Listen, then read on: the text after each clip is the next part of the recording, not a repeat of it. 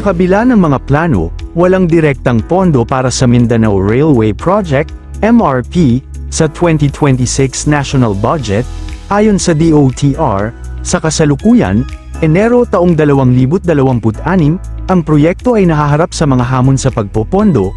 Iniulat ng mga senador na ang Mindanao Railway Project ay walang alokasyon ng pondo sa ilalim ng iminungkahing pambansang budget ng 2026.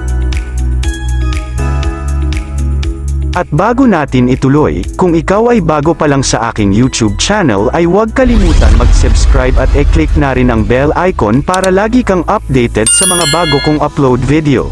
Ang Mindanao Railway Project, MRP, ay walang pondo sa panukalang 2026 national budget na nagdulot ng pagkabahala sa mga mambabatas at residente, lalo't inaasahang maging flagship project ito. Ang Department of Transportation, DOTR, ay nag-a-update ng feasibility study habang naghahanap ng alternatibong pondo mula sa ibang sources, matapos na hindi matuloy ang pondo mula sa China at may mga tanong sa pag-usad nito na tila puro salita lang at walang aksyon para sa pag-unlad ng Mindanao. Kinumpirma ng DOTR na walang inilang pondo para sa MRP sa 2026 national budget, ayon sa mga ulat mula sa Senado. Ipinahayag ni Senator Alan Peter Cayetano at iba pang mambabatas ang pagkadismaya, na nagsasabing hindi patas ang pagtrato sa Mindanao kumpara sa Luzon na may maraming railway projects, at tila napapabayaan ang rehiyon. Ang Phase 1, Tagum Davao Digos, ay matagal nang naantala mula sa orihinal na 2019 target, at ang Chinese funding ay hindi natuloy noong 2023, ayon sa Department of Finance, DOF. Naghahanap ang DOTR ng bagong pondo tulad ng Official Development Assistance o ODA, at nag-a-update ng feasibility study para sa hinaharap, ayon kay DOTR Assistant Secretary Eduardo Macabulos.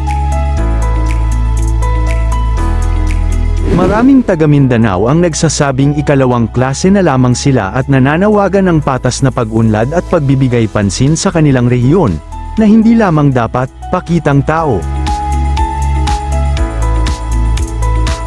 Zero budget nga ang Mindanao Railway para sa 2026, at patuloy itong nananatiling isang malaking pangako na nangangailangan ng mas seryosong aksyon at pondo mula sa pamahalaan para maisakatuparan.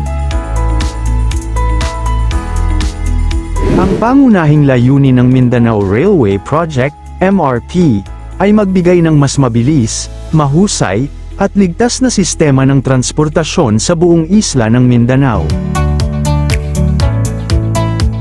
Layunin nitong pag-ugnayin ang mga pangunahing lungsod at sentro ng ekonomiya sa Mindanao, kabilang ang Davao, General Santos, Cagayan de Oro, Iligan, Cotabato, Zamboanga, Butuan, Surigao, at Malaybalay. Sa pamamagitan ng mas mabilis na paggalaw ng mga tao at kalakal, goods and freight, inaasahang mapalakas ng railway ang agrikultura, industriya, at turismo, na magreresulta sa paglikha ng mga trabaho at pangkalahatang pag-unlad ng rehiyon.